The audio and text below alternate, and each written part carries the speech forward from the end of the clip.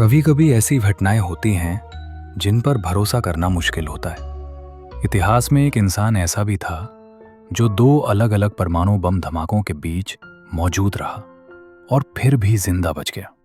उसका नाम था त्सुतोमू यामागुची। परमाणु हमले के बाद वहां क्या हुआ था वो सब इस वीडियो में आगे देखेंगे। अगस्त 1945। Tsutomu Yamaguchi Mitsubishi heavy industries के लिए एक डिजाइन इंजीनियर थे। वो हिरोशिमा में अपना 3 महीने का प्रोजेक्ट खत्म कर चुके थे और घर जाने की तैयारी में थे। सुबह 8:15 जब वो दफ्तर की ओर जा रहे थे, उन्होंने आसमान में एक पैराशूट देखा। अगले ही पल एक धमाका हुआ। त्सुतोमू ब्लास्ट के केंद्र ग्राउंड जीरो से मात्र 3 किलोमीटर दूर थे। उनके कानों के पर्दे फट गए और शरीर का बायां हिस्सा बुरी तरह झुलस गया। वो उस दिन मौत से बच गए, लेकिन जो उन्होंने देखा वो किसी डरावने सपने से कम नहीं था। हिरोशिमा का असली मंजर।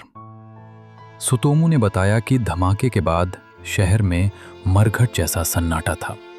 लोग साए की तरह चल रहे थे। उन्होंने अपनी आंखों से देखा कि लोगों की त्वचा उनके हाथों से लटक रही थी। उन्हें रेलवे स्टेशन पहुंचने के लिए शहर के मलबे से होकर गुजरना पड़ा। रास्ते में उन्होंने देखा कि लोग पानी के लिए चिल्ला रहे थे, लेकिन पानी भी जहरीला हो चुका था। उनका लक्ष्य एक ही था, अपने घर नागासाकी पहुंचना। नागासाकी और वो नदी का सच। 9 अगस्त की सुबह त्सुतोमू अपने दफ्तर पहुंचे। उनके शरीर पर पट्टियां बंधी थीं।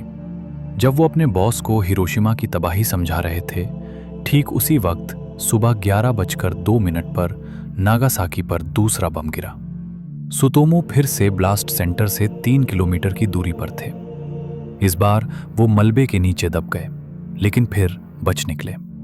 उन्होंने अपने इंटरव्यू में सबसे दर्दनाक घटना का जिक्र किया। शहर से निकलते वक्त उन्हें एक नदी पार करनी थी। वो नदी लाशों से इतनी भर चुकी थी कि उन्हें पानी में तैरने के लिए उन लाशों को अपने हाथों से किनारे हटाना पड़ा और उनके ऊपर से होकर रास्ता बनाना पड़ा। ये बात उन्होंने खुद अपनी किताब में दर्ज की है। जीवन का अंत और संदेश। हैरानी की बात यह है कि त्सुतोमू की पत्नी और उनका बच्चा भी नागासाकी के धमाके में बच गए थे। त्सुतोमू ने अपनी बाकी जिंदगी परमाणु हथियारों के खिलाफ आवाज उठाने में बिताई।